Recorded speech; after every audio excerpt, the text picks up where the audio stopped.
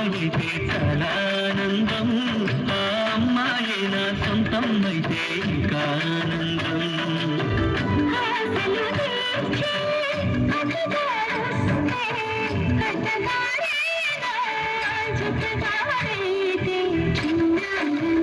కాదు అది చిన్న ఆనందం,